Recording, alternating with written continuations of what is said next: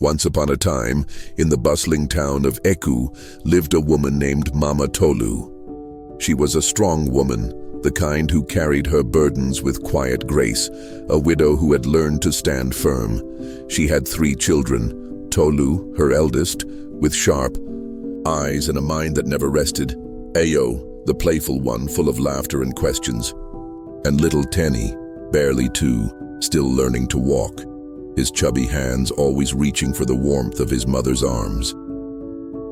Though life had not been easy since her husband's passing, Mama Tolu found solace in the family, and among those she trusted most was her late husband's brother, Uncle Simo.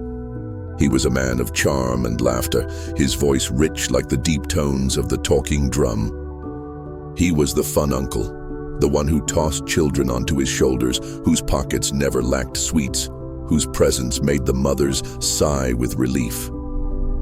"Ah, what would we do without Simo?" they often said, watching as he played with their little ones, his smile wide and reassuring.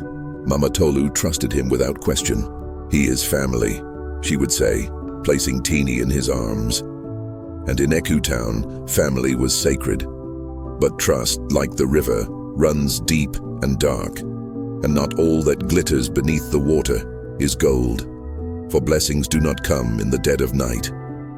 One night, Tolu lay awake in the stillness of the night, her small body rigid under the thin blanket. A strange sound had pulled her from sleep, a soft creak, a whisper barely audible over the chorus of night insects. Her breath hitched. Something about it unsettled her, sent a ripple of unease through her chest. She turned her head towards the doorway, her heart thudding against her ribs. The noise came again, this time clearer, and her fingers clenched around the edge of the blanket. It was coming from Tenny's room. Fear pricked her skin, but she forced herself up, tiptoeing barefoot across the cool floor. Her small hands pressed against the wooden doorframe as she peered through the narrow gap. Uncle Simo stood over Tenny's crib. He moved with slow, deliberate gestures, whispering words too low for Tolu to hear. His fingers brushed against the baby's soft skin, lingering. Tenny whimpered. The sound sent a jolt through Tolu's spine. Something about it, something about him, felt wrong. She wanted to move, to say something, to stop whatever was happening, but the weight of fear pinned her in place. She didn't fully understand what she was seeing, but every fiber of her being told her she shouldn't be seeing it at all. Then she heard him whisper, "No one must know. No one must ever know." Tolu's breath caught in her throat. Her small hands trembled at her sides. Without thinking, she stepped back too fast. The wooden floor creaked beneath her. Uncle Simo's head jerked up. Tolu fled. She didn't stop until she was buried under her blankets again, squeezing her eyes shut, willing sleep to take her, willing the pounding of her heart to quiet. But sleep did not come. Morning came with the smell of burning firewood and the distant calls of market vendors setting up their stalls. In the small kitchen, Mama Tolu hummed softly as she stirred a pot of pap, her movements swift and practiced. "Tenny, my little one, come, your food is ready," she called out, turning toward the small wooden table where Tolu sat, silent. The baby did not answer. Ayo, rubbing the sleep from his eyes, trudged towards the bedroom. A moment later, his voice rang out, uncertain. "Mama, something is wrong." Mama Tolu rushed past him, worrying, etching deep lines into her face. The moment her eyes fell upon Tenny, she froze. His tiny body was curled up, shaking, his sobs sharp and broken. "Tenny," her voice was a whisper of alarm. She reached for him, gently pulling away the soiled cloth wrapped around his small form. Then she saw it, the deep red stain. Her breath caught. Ayo, too young to understand, peered curiously over her shoulder. "Why? Is he bleeding, Mama?" Mama Tolu's hands trembled as she quickly wrapped the baby back up, forcing a smile. "It is just a rash. A bad rash," she murmured. though her voice held a slight tremor. Tolu sat frozen at the table, her nails dug into the wooden surface, her mind spinning. She knew. She knew it wasn't a rash. She knew something terrible had happened. Outside, Uncle Simo's laughter rang through the air as he exchanged pleasantries with the neighbors. His voice was warm, familiar, and trusted. If only they knew. Tolu's lips parted, but the words refused to come. A heavy silence settled over her chest, pressing, suffocating. No one would believe her. Not yet. They called him the fun uncle, the one who always had sweets in his pocket and laughter in his voice. When mothers needed an extra hand, they turned to him. "Simo will watch the children," they would say, without a second thought. But not all children laughed when they saw Uncle Simo. Some lowered their eyes. Some stiffened when he walked past, their small hands gripping their mother's. "Wrappers a little tighter," Tolu noticed. She had been watching for weeks, her young mind piecing together moments that made no sense but felt wrong. The way little Femi flinched when Uncle Simo touched his head. The way Ada ran in the opposite direction when she saw him. And the way their mothers never seemed to see what she did. She started keeping a diary. Each night when the house was quiet and the kerosene lamp burned low, she took out the tattered notebook and wrote, "June 3rd, he stayed late again. Mama didn't ask why. June 6th, Tenny cried all night. He was with Uncle before bedtime. June 10th. He took Ada inside when no one was looking. She didn't come out for a long time. She pressed her pencil hard into the pages, her small fingers aching with the weight of her words. But even as she wrote, she knew words alone would not be enough. Auntie Bisi was the only one who had ever raised a question. She had seen things too. Shadows moving in the night, a man slipping into houses where no man should be. One afternoon, she leaned into a circle of gossiping women, her voice hushed but firm. "I saw Simo near Mama Folake's window again last night." The women laughed. "Ah, Bisi, you and your stories." One woman chuckled. "Simo is family." "He is a good man," another said. "You worry too much." Auntie Bisi folded her arms, her face dark with worry. "You say that now, but when something happens, don't say I didn't warn you." The laughter faded, but no one took her words seriously. Mama Tolu was no different. When Tolu tried to tell her about Uncle Simo, her mother barely looked up from the bundle of cassava she was peeling. "Tolu, you and your big imagination," she said, shaking her head. "Uncle Simo has done nothing wrong." "But Mama, Enough, Tolu," Mama Tolu snapped, her voice firm. "He is helping us. He is family. Stop this nonsense." Tolu's chest tightened. She wanted to argue, to make her mother understand. But the look on Mama's face told her the conversation was over. Family. That was all they saw. No one saw the truth. The night it happened, the bay, air was thick and heavy. Tolu was drifting between sleep and wakefulness when the first sound pierced the silence. A scream. Small. Choked. Tenny. She was up before she could think, her feet moving on their own. Then she saw him. Uncle Simo stood over the crib, his hands where they should never be. Tenny writhed, his cries ragged, desperate. Tolu's breath left her body. She wanted to scream. She wanted to throw herself forward, to push him away, to grab Tenny and never let him go. But fear clamped around her throat, tight and unrelenting. Her hands shook, her knees wobbled.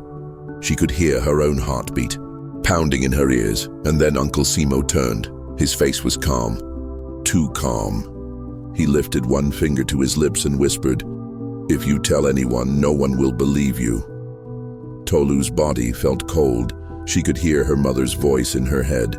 "Simo is family." She could hear the women laughing. "He is a good man." She could hear Auntie Bisi's warning, "Don't say I didn't warn you." Her fingers curled into fists, her nails digging into her palm. Uncle Simo took a step toward her. She took a step back. He smiled. She wanted to run. She wanted to scream. She did neither. Tolu stood frozen, watching as the monster in their home calmly turned, adjusted his clothes, and walked past her as if nothing had happened. Tenny's cries softened into whimpers.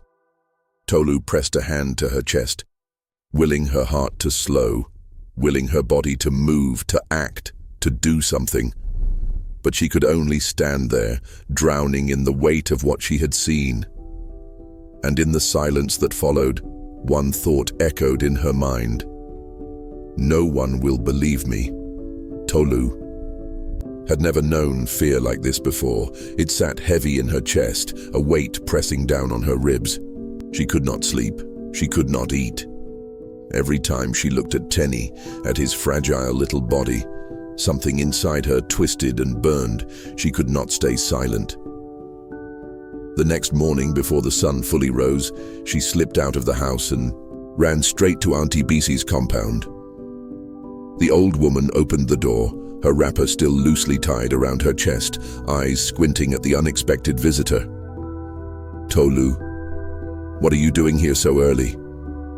Tolu's voice trembled. Auntie, I need to talk to you. It's about Uncle Simo. Auntie Bisi's face darkened. She pulled Tolu inside and shut the door. Speak, child. And Tolu spoke. She told everything. The diary, the fear in the eyes of other children, the bleeding, the whisper that haunted her dreams. Auntie Bisi's hands clenched into fists as she listened. When Tolu was done, the older woman took a deep breath. You were right to come to me. This is bigger than you, bigger than me. We must go to Detective Femi. Tolu hesitated. But Mama, she won't believe me. Auntie Bisi placed a firm hand on her shoulder. Then we will make her believe. Detective Femi had heard stories like this before, too many times. And too many times he had seen towns turn away, pretending not to see, not to hear, not to know. When Auntie Bisi and Tolu arrived at his small office, he studied the girl carefully. You understand what you are doing? He asked. Tolu nodded. This is dangerous, he warned. Men like your uncle do not act alone. If you accuse him, you will have enemies. Tolu's voice was steady, even as her fingers trembled. If I don't, speak who will? Femi exhaled, rubbing his chin. Then he nodded. All right, he said. Let's begin. It did not take long for the truth to unravel. Femi started asking questions, looking deeper into Uncle Simo's past. He found whispers, old complaints buried under layers of silence, mothers who had noticed strange bruises on their children but convinced themselves they were nothing, fathers who had dismissed their sons' tears as bad dreams, and then the medical reports came. Tolu stood beside Auntie Bisi as Femi placed the papers in front of Mama Tolu. At first, she refused to touch them. This is a lie, she said, shaking her head. Simo is a good man. He loves this family. Femi said nothing. He only pushed the reports closer. Look, Mama Tolu. Her hands trembled as she picked up the paper. Her eyes scanned the words she did not want to read, words she could not unsee. Her knees buckled. Auntie Bisi caught her before she hit the ground. No, not Simo, Mama Tolu whispered. Her voice cracked, her body shuddering with each breath. But the truth had no mercy. Uncle Simo had always been careful. He had always hidden in plain sight, but even the cleverest rat gets caught in the open when the house is burning. That evening, as he packed a small bag, preparing to slip away, the town had already turned against him. A voice rose in the market, one mother then another, whispering the truth. Then whispers turned to cries, cries turned to shouts. By the time Uncle Simo stepped out of his house, he was met with a wall of people, a mob, fathers, mothers, women who had laughed off Auntie Bisi's warnings. Men who had once trusted him with their children. They did not. "Laugh now. Simo," a man bellowed. "Tell us it's a lie." But Uncle Simo knew there was nothing left to say. Then came the wailing, mothers clutching their children close, shaking their heads in disbelief. "Ah, we trusted you. Your own blood, Simo. Justice, we must have justice." When Detective Femi arrived, the air was thick with rage. He stepped through the crowd, his face unreadable. "Simo," he said, "come with me." Uncle Simo smiled. It was not a smile of regret, nor of shame. It was something colder, something darker. As Femi placed the cuffs around his wrists, Simo leaned in and whispered, "I'm not the only one. There are others like me watching your children." Femi's grip tightened. The crowd fell silent. The horror stretched beyond one man. The town had been blind for too long. But now they saw. The town gathered in silence. The same people who had once laughed at Auntie Bisi's warnings, who had dismissed Tolu's fears as childish imagination, now stood shoulder to shoulder, their faces dark with shame. Uncle Simo sat before the judge, his hands bound, his face unreadable. He did not beg, he did not cry. He only listened as the voices of the innocent filled the courtroom. One after another, children stepped forward.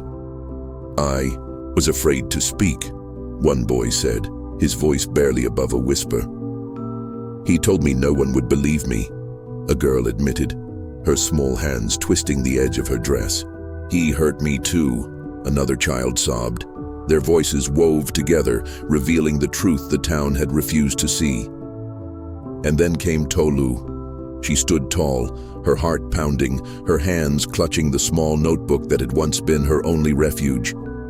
"I wrote everything down," she said, her voice steady. "Even when no one believed me, I wrote it all."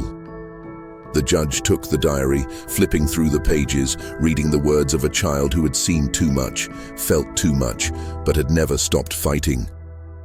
When the verdict was read, there was no celebration. Life in prison. The weight of it settled over the town like a heavy cloud. Justice had been served, but no one cheered. How could they? They had been blind for too long. Days passed, but the whispers did not fade. More children spoke out. More mothers wept. More fathers clenched their fists in silent rage, realizing too late that their trust had been misplaced. The town elders called a meeting. No longer would silence protect the wicked. No longer would children be left vulnerable. A child protection group was formed, its purpose clear: never again. Tolu was at the heart of it. She spoke for those who could not speak. She wrote for those whose voices had been stolen. "What you did took courage," Detective Femi told her one day. She only nodded. Courage had not come easy. It had been born from fear, from pain, from the fire that had burned inside her when no one had listened. One evening, as the sky turned golden, Mama Tolu sat beside her daughter, their hands clasped together. Tolu had not expected her mother to say anything. But then, in a voice thick with regret, Mama Tolu whispered, "I should have listened." The words hung between them, heavy with all that had been lost. Tolu did not reply. There were no words to mend the past, only actions to shape the future. And as the town moved forward, as children laughed freely once more, unseen eyes still watched from the shadows. Because monsters do not die with one man, and the fight was not over. Child abuse thrives in silence. Predators hide behind trust. If a child speaks, believe them. If you see something, say something. Protecting children is everyone's responsibility. If you suspect abuse, report it. Educate children about their rights, support survivors. Silence protects abusers. Your voice can stop them. Be the one who listens. Be the one who acts. Be the one who fights for them.